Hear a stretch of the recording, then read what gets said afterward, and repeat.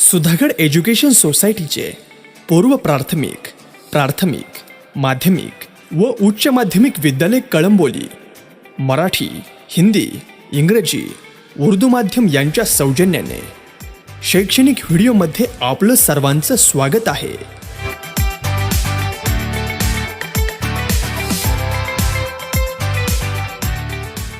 नमस्कार विद्यार्थी मित्रांनो, धडा दुसरा व्यवस्थापनाचे कार्य, त्यामधील आपण तिसरं कार्य घेणार आहोत व्यवस्थापनाचं, म्हणजे कर्मचारी व्यवस्थापन, ज्याला स्टाफिंग असं म्हणतो.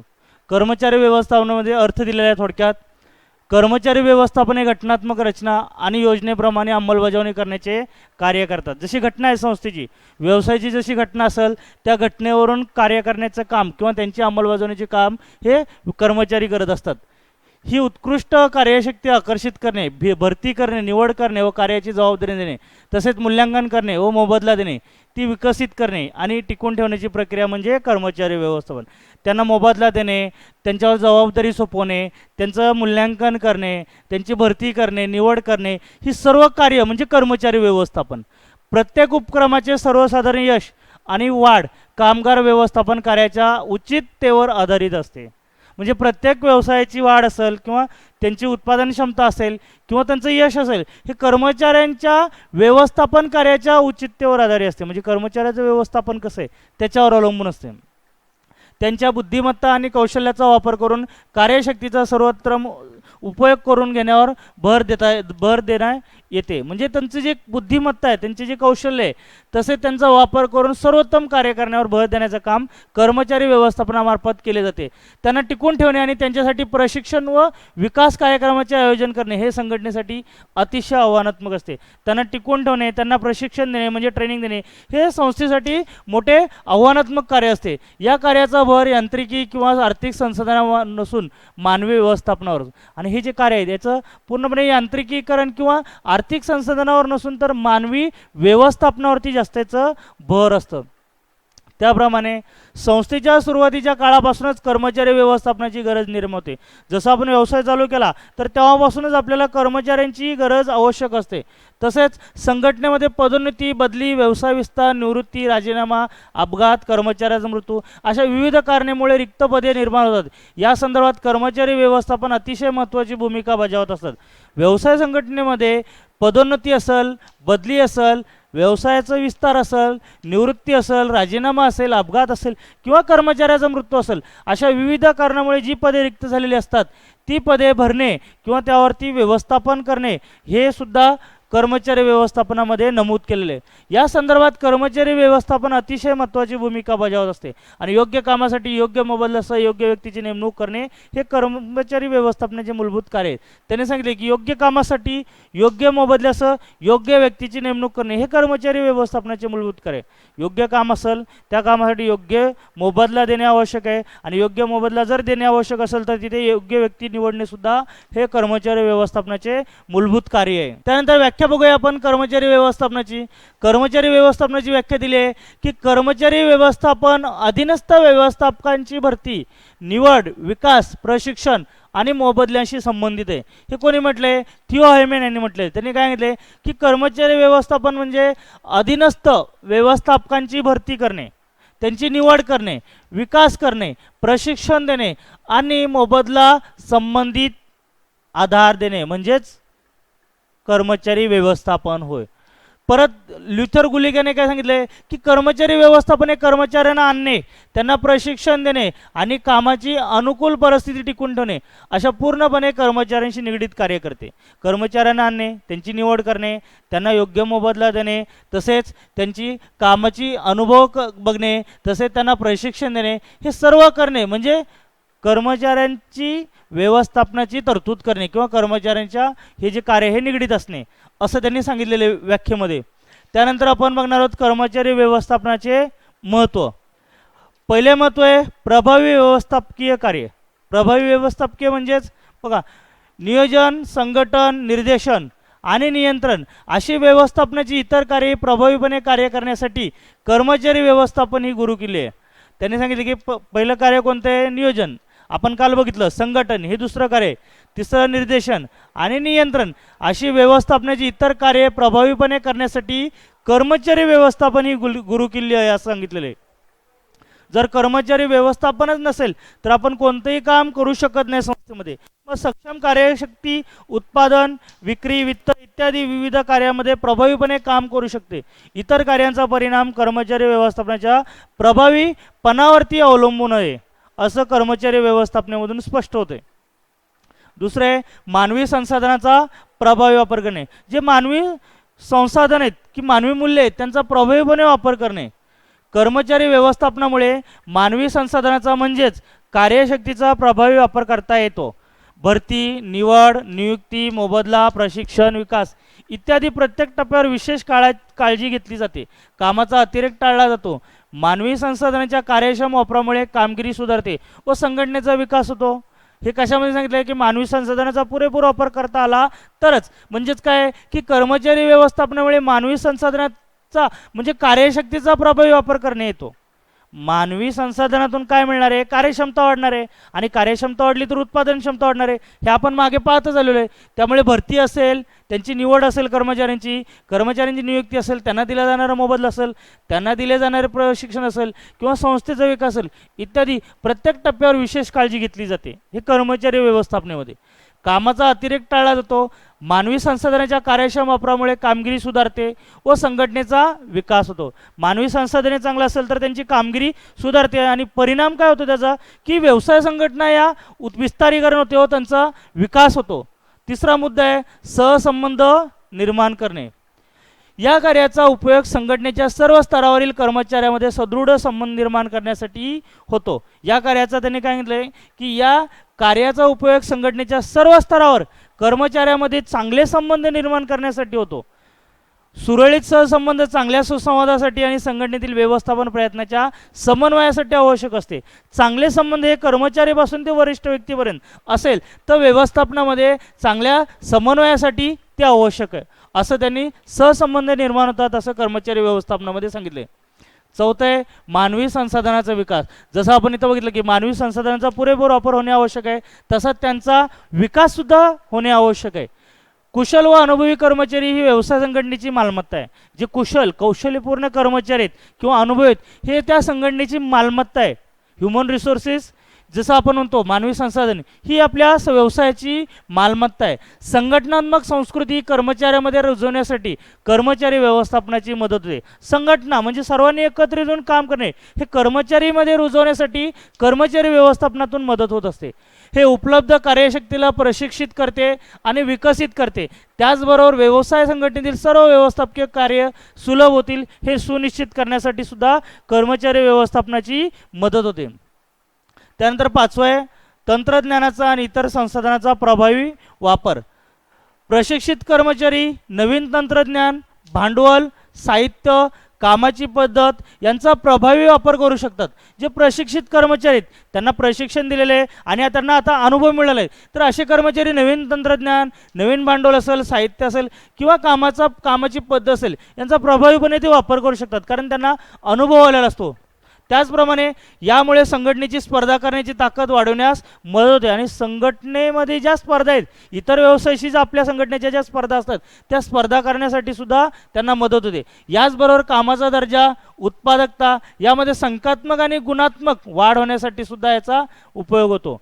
जे व्यवसाय संघटनेसाठी आवश्यक आहे संख्यात्मक असतील किंवा गुणात्मक असेल त्यांचा वाढ होण्यासाठी सुद्धा कर्मचारी व्यवस्थापन काय ते उपयोगात आणते किंवा मदत होते. सहावं कार्यक्षमता वाढ. कर्मचाऱ्यांना स्वतःचा विकास करण्यासाठी तसेच संघटनेच्या प्रगतीसाठी प्रशिक्षण व विकास कार्यक्रम उपलब्ध करून दिले जातात.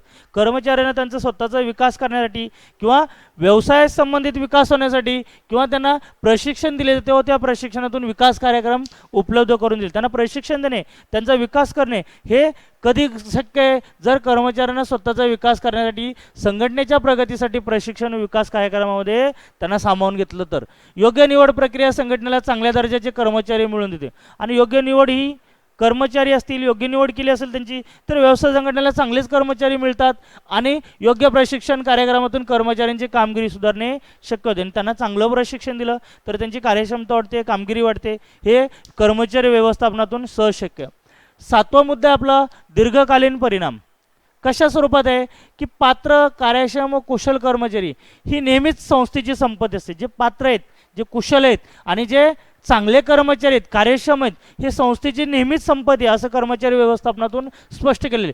कर्मचाऱ्यांची योग्य निवड संघटनेला यशाच्या मार्गाकडे घेऊन जाते. जर योग्य कर्मचारी योग्य जागेवर योग्य कामासाठी नेमला असेल तर त्या संस्थेची, त्या व्यवसायाची वाटचाल ही योग्य मार्गदर्शक, योग्य दिशेकडे चाललेली असते. साहजिकच यांच्या संघटनेचे कार्यक्षमतेवर दीर्घकालीन व सकारात्मक परिणाम झाल्याचे निदर्शनास आणि योग्य व्यक्ती निवडला तर त्यांचे चांगले सकारात्मक परिणाम दिसून येतात आणि परिणामी व्यवसाय संस्था वाढण्यासाठी मदत होते.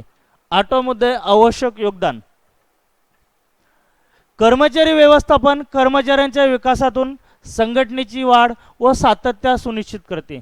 काय सांगितले? आवश्यक योगदान म्हणजे कर्मचारी व्यवस्थापन कर्मचाऱ्यांच्या विकासातून संघटनेची वाढ व सातत्य निश्चित करते. कर्मचारी व्यवस्थापनामधून संघटनेची किंवा कर्मचाऱ्यांच्या विकासातून संघटनेची वाढ आणि सातत्य, चिरंतर अस्तित्व निर्माण करण्याचं कार्य कर्मचारी व्यवस्थापनेतून दिसून येतो. संभाव्य कर्मचाऱ्यांची निवड त्यांच्या क्षमतेवर अवलंबून असते आणि काही कर्मचारी असतात त्यांची निवड ही त्यांच्या कौशल्यावर आधारित असते. तसेच जेणेकरून संघटना भविष्यातील आव्हाने समर्थपणे पेलू शकतील किंवा त्या अडचणीवर मात करू शकतील किंवा त्यांचा सामना करू शकतील, त्यासाठी सुद्धा कर्मचारी व्यवस्थापन ही महत्त्वाची असते. म्हणूनच कर्मचारी व्यवस्थापनामध्ये कर्मचाऱ्यांचे त्यांच्या भविष्यातील भूमिकामधील योगदान विचारात घेतले जाते आणि याच कारणामुळे कर्मचारी व्यवस्थापनामध्ये कर्मचाऱ्यांचे योगदान हे भविष्याच्या तरतुदीसाठी योगदान म्हणून विचारात आणले जाते. 9वा मुद्दा आहे तुमचा कामाचे समाधान. कर्मचाऱ्यांना आर्थिक व बिगर आर्थिक फायदे देऊन प्रेरित केले जाऊ शकते. कर्मचाऱ्यांना कामाचा योग्य मोबदला द्या, आर्थिकेतर वेतन भत्ते द्या, त्यांना चांगला पगार द्या, तर कर्मचारी समाधान होणार आहे. म्हणजे पुरेसा मोबदला कर्मचाऱ्यांचे कार्य समाधान आणि मनोबल वाढवते. जर त्यांना योग्य मोबदला दिला तर ते समाधानी होणार आहेत, त्यांचं आर्थिक मनोबल वाढणार आहे. प्रशिक्षण व विकास कार्यक्रम, योग्य मोबदला आणि नोकरीची शाश्वती या गोष्टी कार्य समाधानासाठी कर्मचाऱ्यांसाठी महत्त्वाच्या असतात. 10वा आहे सुसंवाद टिकवून ठेवणे. कर्मचारी व्यवस्थापनाच्या प्रक्रियेत गुणवत्तेच्या आधारे व्यक्तींची भरती केली जाते. कर्मचारी व्यवस्थापनाच्या प्रक्रियेमध्ये गुणवत्तेच्या आधारावरती कर्मचाऱ्यांची नियुक्ती केली जाते किंवा त्यांची भरती केली जाते, निवड केली जाते. तसेच त्यांच्या कामगिरीचे मूल्यांकन करून पदोन्नती दिली जाते आणि वर्षभरात त्यांनी काय काम केलेले आहे त्यांच्या कामगिरीचं मूल्यांकन केलं जातं आणि त्यांना बढोत्ती किंवा पदोन्नती किंवा प्रमोशन दिले जाते. यासाठी योग्य ते निकष तयार करून ते संबंधित कर्मचाऱ्यांना सांगितले आणि त्याचं निकष तयार केला, तो अहवाल तयार केला जातो आणि तो अहवाल संबंधित कर्मचारी किंवा अधिकाऱ्याकडे सोपवला जातो. यामुळे संस्थेमध्ये शांतता व सुसंवाद प्रस्थापित केला जातो आणि यामुळे संस्थेमध्ये व्यवसायामध्ये कोणतेही मतभेद निर्माण होत नाही. वरिष्ठ व्यक्ती कर्मचारी यांच्यामध्ये चांगले संवाद निर्माण होतात आणि परिणामी व्यवसायाची नावलौकिकता वाढण्यास मदत होते. आता आपण बघितलं कर्मचारी व्यवस्थापन अर्थ, व्याख्या आणि त्याचे महत्त्व. त्यानंतर आपण दुसरा मुद्दा बघणार आहोत निर्देशन, ज्याला डायरेक्टिंग किंवा डायरेक्शन असं पण म्हणतो. बघा अर्थ सांगितले त्यांनी की व्यवस्थापन कार्याचा आत्मा म्हणजे निर्देशन. जर कर्मचारी किंवा व्यवस्थापक जर व्यवस्थापन करत असेल तर त्याने निर्देशन करणे हे महत्त्वाचं आहे. मग ती एक आत्मा असं आहे व्यवसाय संघटनेचं त्याने स्पष्ट केलेलं आहे.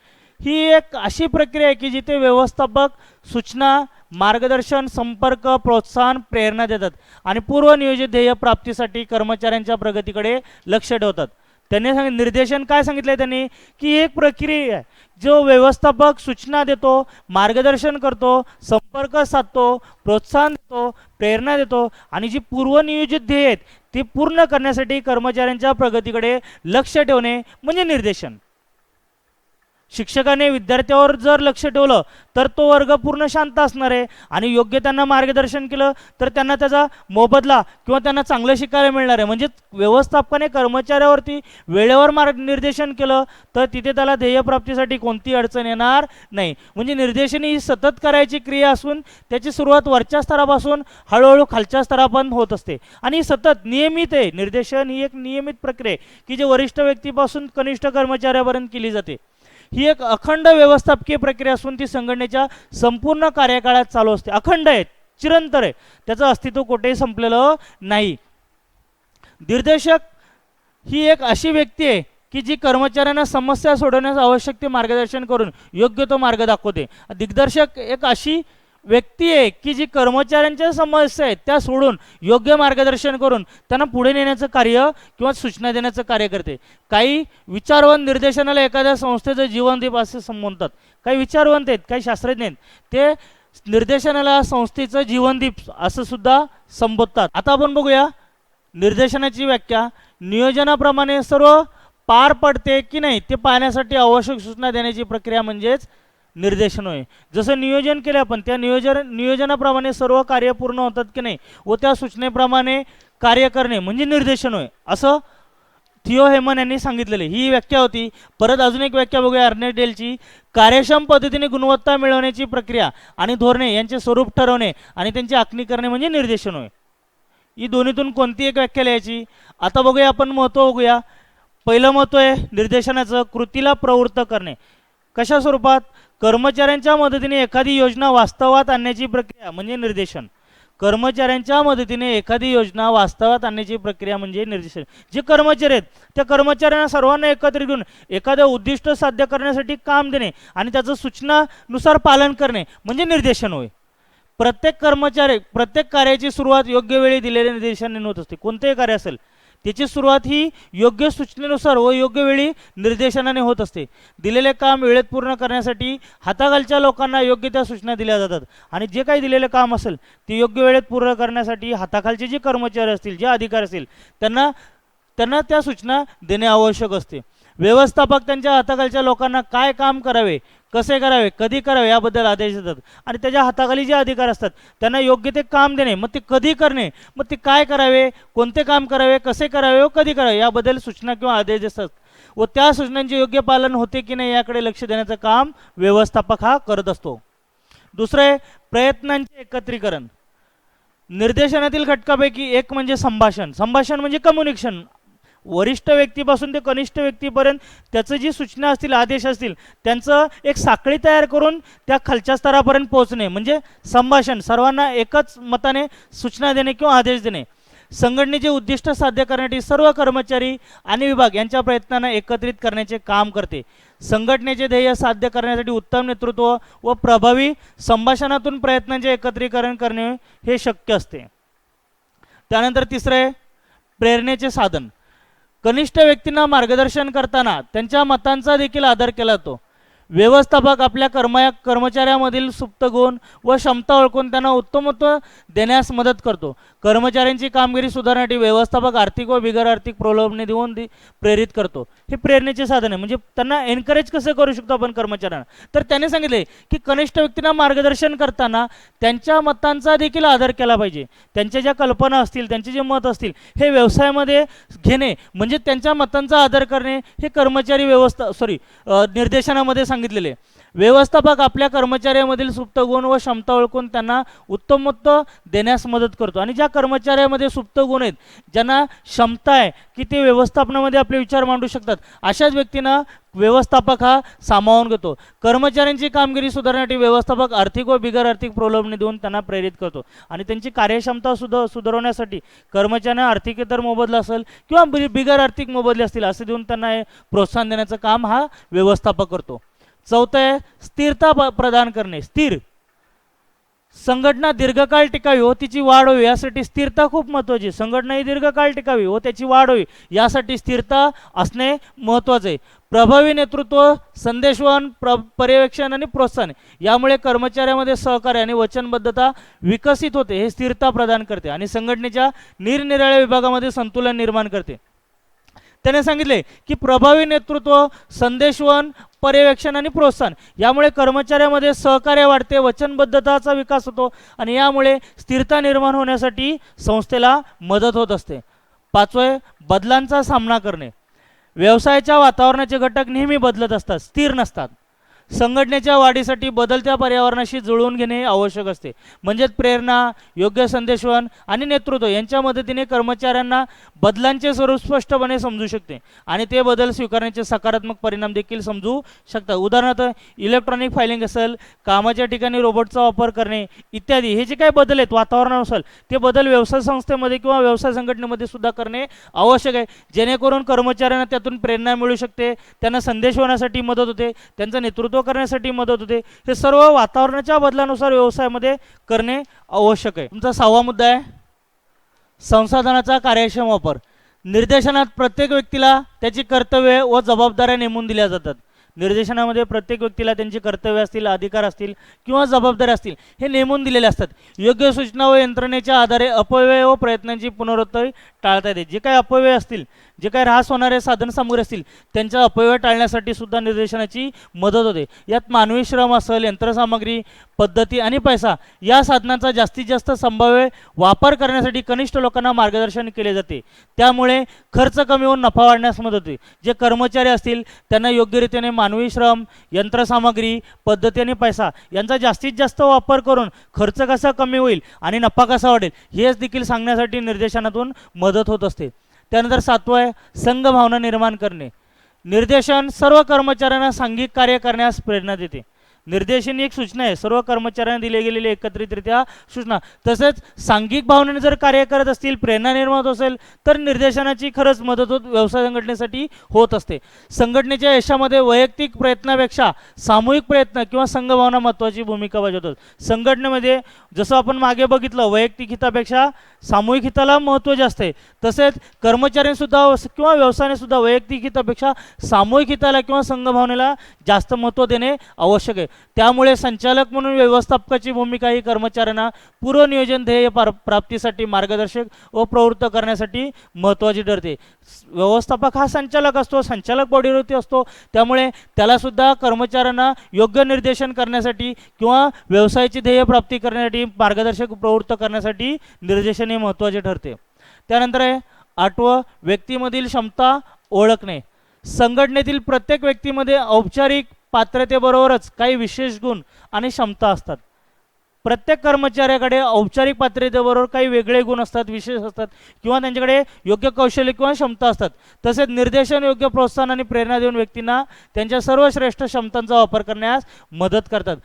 निर्देशन करते, योग्य प्रोत्साहन देते, त्यांना एनकरेज करते, प्रोत्साहन देऊन योग्य व्यक्तींना त्यांच्या सर्वश्रेष्ठ क्षमतांचा वापर करण्यासाठी सुद्धा निर्देशन मदत करते.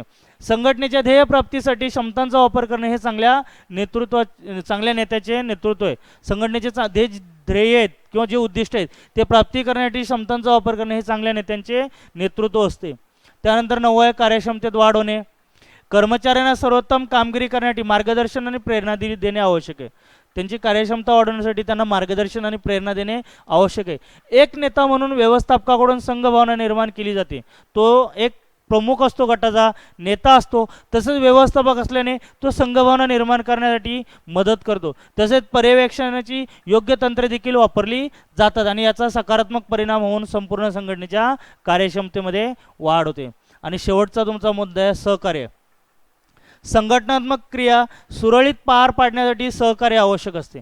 हे व्यवस्थापक म्हणून संचालकाने उच्च स्तरापासून ते व्यवस्थापनाच्या कनिष्ठ स्तरापर्यंत तयार केले पाहिजे. निरोगी सहकार्य, सांघिक कार्य आणि उच्च कार्यक्षमतेची पातळी यामुळे संघटनेचे उद्दिष्ट साध्य करणे सहज शक्य होते. संघटनात्मक क्रिया सुरळीत पार पाडण्यासाठी सहकार्य आवश्यक असते. जर सहकार्यच नसेल तर कोणते उद्दिष्ट पूर्ण होणार. त्यामुळे व्यवस्थापक म्हणून संचालकाने उच्च स्तरापासून ते कनिष्ठ स्तरापर्यंत सर्वांना योग्य रीतीने मार्गदर्शन करणे आवश्यक आहे. त्यासाठी निरोगी सहकार्य करणे आवश्यक आहे, सांघिक कार्य देणे आवश्यक आहे आणि उच्च कार्यक्षमतेची पातळी यामुळे संघटनेचे उद्दिष्ट साध्य करण्यासाठी मदत होते. म्हणूनच कर्मचाऱ्यांना निर्देशित करणे व्यवस्थापनाचे मूलभूत कार्य आहे, ज्यामध्ये प्रेरणेच्या माध्यमातून प्रभावी कार्य वातावरण निर्माण करणे समाविष्ट होते. जर योग्य निर्देशन असेल तर संस्थेमध्ये प्रभावी कार्य त्या वातावरणातून निर्माण होते आणि व्यवसायाची कार्यक्षमता वाढण्यास सुद्धा मदत होते. अशा प्रकारे ही 10 निर्देशनाची महत्त्व होते. ठीक आहे, धन्यवाद.